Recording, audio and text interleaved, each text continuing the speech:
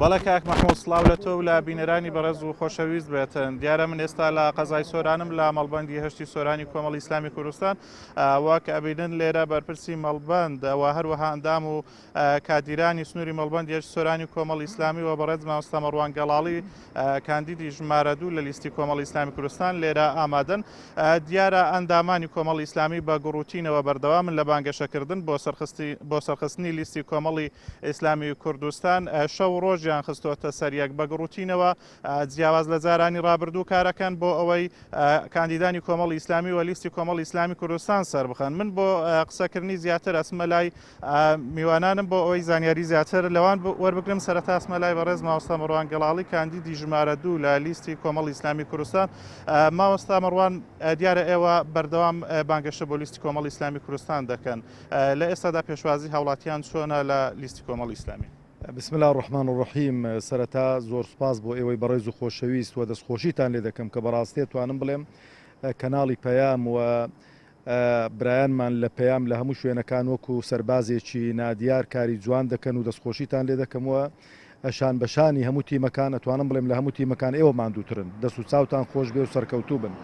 ئەمن لێرەوە بە پێویستی دەزانم کە سوپاسی زانایانی ئاینی و سوپاسی قوتابیان و لاوان و گەنجان و خوشکانی بەڕێز کاسبکاران سەرجەم چین و توێژەکانی کۆمەڵگەی کوردەواری خۆمان بکەم بە تایبەتیش لە دەڤەری سنووری مەڵبەندی هەشتی سۆرانی کۆمەڵی ئیسلامی کە بەڕاستی ئەتوانم بڵێم باریان سوک کردوین و هەر شوێنێکی کە بۆی دەچین پێشوازیمان دەکەن و دەستخۆشیمان لێ دەکەن و ستایشی کۆمەڵی ئیسلامی دەکەن لەسەر هەڵوێستەکانی ڕابردوو و خوازیارم کە ئەم جۆرە پێشوازیە گوڕوتینێک دەداتە کۆمەڵی ئیسلامی، دەداتە کاندیدانی کۆمەڵی ئیسلامی، دەداتە ئۆرگانەکانی کۆمەڵی ئیسلامی و وامان لێ دەکاتن کە بەردەوام بین و بەردەوامیش دەبین لەسەر ئەو هەڵوێستانی کە لە ڕابردوو هەمان بوون و خوازیاریشم کە لیستی کۆمەڵی ئیسلامی زۆرترین دەنگ بێنێتن کە بتوانێتن ئەو هەڵوێستانەی چەند قات کاتەوە لە پەرلەمانی کوردستان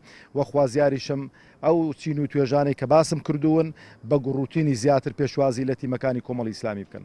4 ساڵی ڕابردوو بە ساڵی قەیران دادەنرێتن بۆ هەرێمی کوردستان. ئێوە پەیامتان چییە بۆ هاوڵاتیان هەرێمی کوردستان بۆ ئەوەی جارێشتر دەنگ بەو لایەنانە نەدەنەوە کابوونەتە هۆی دروستکردنی قەیران لە هەرێمی کوردستان؟ قەیرانە من هەموو جارێک گوتمە و دووبارەشی دەکەمەوە ئێمە هیچ قەیرانێک نەبووە لە هەرێمی کوردستان و قەیرانەکان دەستکردن دروست کراون لەبەرەوەی ئێمە بەداتا لە لامانە ئەو پارەی کە بەس لە سنوورەکان وەردەگیرێتن لە گومرگەکان وەردەگیرێتن ئەگەر لە بەردەستێکی ئەمین بێتن قەیرانەکان تێدەپەڕێنرێتن بێجگە لە پارەی ئەو نەوتەی کە دیار نیە تاکو ئێستانەکە هیچ کەسێک نازانێت ئەو پارە چی لێ دێتن ئەو نەوتە چۆن سرف دەکرێت و چۆن دەفرێشرێت و پارەکەی بۆ کوێ دەچێتن.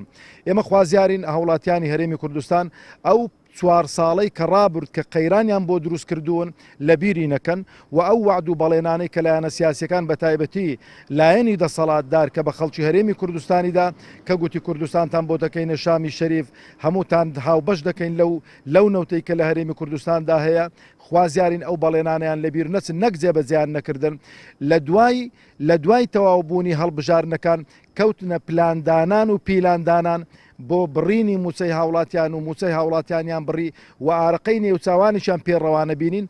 خوازیارین خەڵکی هەرێمی کوردستان ئەوەی لە یاد نەچێ و ئەو تۆڵە سەرنەوەیش بەوەی دەبێتن کە بچنە سەر سندوقەکانی دەنگدان بوارنێڵنەوە بۆ خەڵکانێک کە ساختەکاری بکەن و تەزویر بکەن و لە جیاتی وان کە ئەوان نیگەرانن لە دەسەڵات نەچن دەنگ بدەن خەڵکێک لە جیاتی وان بۆ خۆ دەنگەکەی دەدات و ئەوانیش دەبێ بازەکەی بدەن. زۆر سپاس بۆ بەڕێز مامۆستا مەڕوان گەڵاڵی. ئەسمەلای بەڕێز مامۆستا مستمڕاتی بەرپرسی مەڵبەندی سۆرانی کۆمەڵی ئیسلامی.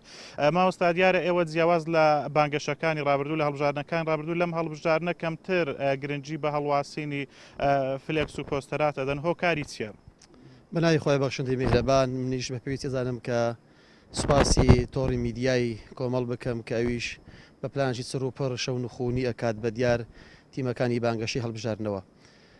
بەڵێ ئێمە دیارە کۆمەڵی ئیسلامی بڕیارماندا کە شێوازی بانگەشەی هەڵبژاردن بگۆڕین لە هەڵواسینی پۆستەرات و ڕێکلامی کاندیدەکان بۆ ئەو شوازی کە ئێستا باوەڕمان پێ هەیە کە بریتە لە چوونە ناو خەڵک دابەزینە ناو خەڵک و گوێگرتن لە خەڵک لە نزیکەوە کە فەراغێکی زۆر دروست بووە لە نێوان خەڵک و دەسەڵات کۆمەڵیتان بە پێویست زانی کاندیدەکانیان بەر لە دەرچوونیان ڕاستە و خۆ مشارەکان پێ بکات بستن ناو خەڵکو و جەماوەرەوە. من ئەو جۆرە شێوازی بانگەشەڵژان بەڕاستی کە ئێمە بەپێی ئەو پلانێکە دامان ناوە لە سنووری مەڵبەند کە دابەر بەسەر ئۆرگانەکانی سنووری مەڵبەندا دابەزینی خەڵکی ئێمە لۆ ناو جەماوەر خۆی لە خۆیدا کاریگەریش ڕاستە و خۆی هەیە لەسەر ینی گۆڕینی بۆچوونی خەڵکەکان بەرامبەر کۆمەڵی ئیسلامی کوردستان. ئێمە لە دیارە ئەوڕۆ بە دوو تیم دەرچوین لە مەنتیقی بڵێن قەزای چۆمان و ناحیی سیدەکان ئەوەی کە ئێمە بینیمان لە نزیکەوە لە خەڵکەوە بەڕاستی پشتگیری ئەو خەڵکە بۆ کۆمەڵی ئیسلامی گروتینێک بێمە بەخشەکە ئێمە زیاتر بچنە ناو خەڵکەوە. بۆ ئەم لێرەوە سوپاسی هەموو دانیشتوانی هەرێمی کوردستان ئەکەم لە هەموو قەزا و ناحیەکان کە خۆشحاڵن بە دابەزینی ئەندامانی کۆمەڵی ئیسلامی بۆ ناو خەڵکو و جەماوەرەوە.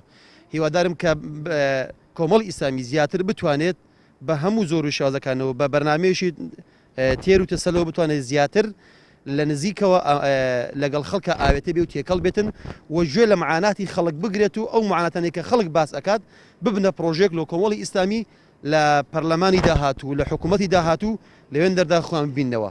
چونکە دەسەڵات بەڕاستی فاسیلەیەشی گەورەی دروست کردووە، دەسەڵات لە شوێنێکە و خەڵکیش لە شوێنێکی ترە. هیوادارم کە کۆمەڵ سەین بتوانێتن هاوڵاتی و دەسەڵات بێکەوە تێکەڵ بکات و مشارەکەی فعلی پێ بکاتن.